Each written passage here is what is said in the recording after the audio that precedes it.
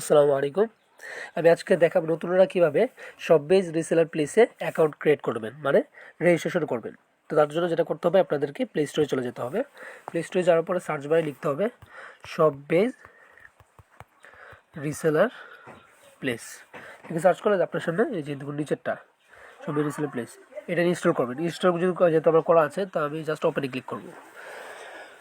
তো ওপেনে ক্লিক করার পরে আপনার সামনে এরকম একটা ইন্টারফেস চলে আসবে। তো আপনি কী করবেন, নিচে দেখুন রেজিস্ট্রেশন অপশন, এই যে এখানে ক্লিক করে দেবেন। ক্লিক করার পরে এখানে আপনার মোবাইল নাম্বার দিবেন।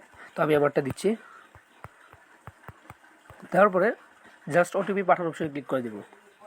ক্লিক করার পরে আমার সামনে আমার কাছে একটা 6 ডিজিটের ওটিপি চলে আসবে। তো একটু অপেক্ষা করলে ওটিপি চলে আসবে। তো আমারটা অলরেডি চলে আসছে। তো আমি ওটিপিটা বসাচ্ছি 6070। জাস্ট সাবমিটে ক্লিক করব। ক্লিক করার পরে এখন হচ্ছে আপনার নাম দিতে হবে। তো আমি আমার নাম দিচ্ছি,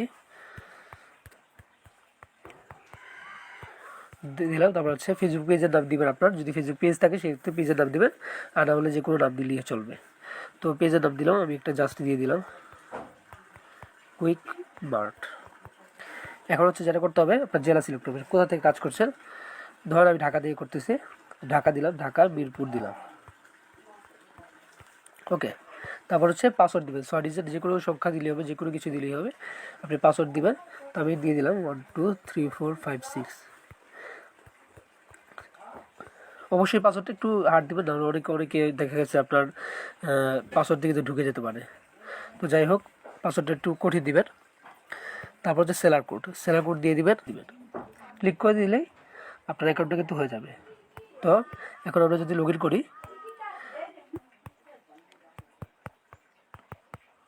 দিলাম।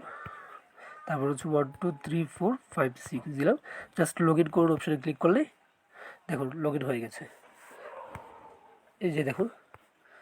তো আশা করি বুঝতে পারছেন। আর যদি কোনো সমস্যা থাকে, অ্যাকাউন্ট করতে যদি প্রবলেম হয়, সেক্ষেত্রে পেজে অবশ্যই নক করবেন।